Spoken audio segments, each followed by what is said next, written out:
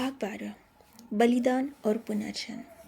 विक्रम की भूतिया आकृति तेजी से रागिनी के प्रकाश बिंदु की ओर बढ़ रही थी, जैसे उसे अपनी गिरफ्त में लेना चाह रही हो।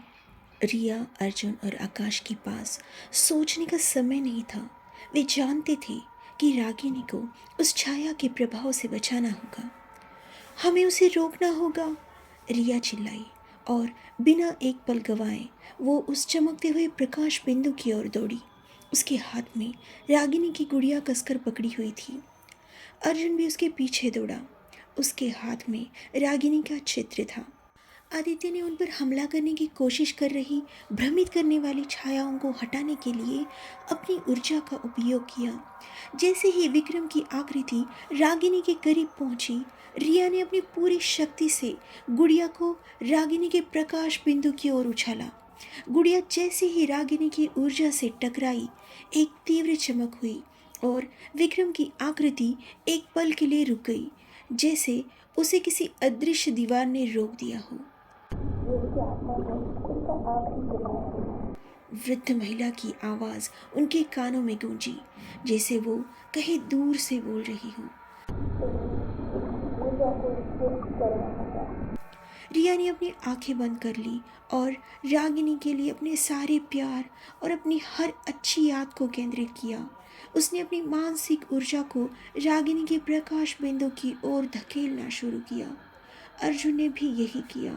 अपनी बेटी के लिए अपनी संगीत और प्यार की सारी भावनाओं को केंद्रित करते हुए उनके प्यार और सकारात्मक ऊर्जा के प्रभाव से रागिनी का प्रकाश बिंदु और तेज चमकने लगा। विक्रम की आकृति दर्द से कराहने लगी, जैसे वो उस शुद्ध ऊर्जा को बर्दाश्त न कर पा रही हो। धीरे धीरे वो आकृति पीछे हटने लगी, धुंधली होती गई और अंततः छायाओं में विलीन हो गई। जैसे ही विक्रम का अवशेष अदृश्य हुआ, रागिनी का प्रकाश बिंदु स्थिरता से चमकने लगा। वो पहले से ज्यादा चमकदार और जीवंत लग रहा था। वृद्ध महिला की आवाज़ फिर से सुनाई दी, इस बार ज्यादा स्पष्ट थी। तुमने उसकी आत्मा को शुद्ध कर लिया है, लेकिन उसे वापस लाने के लिए अभी भी माध्यम की आवश्यकता है। याद रखो, बलिदान।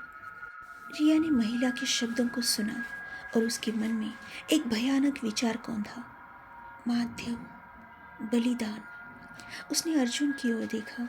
अर्जुन भी उस विचार को समझ चुका था। उनकी आंखों में दर्द और एक भयावह निर्णय की छाया थी। वे जानते थे कि इसका क्या मतलब हो सकता है।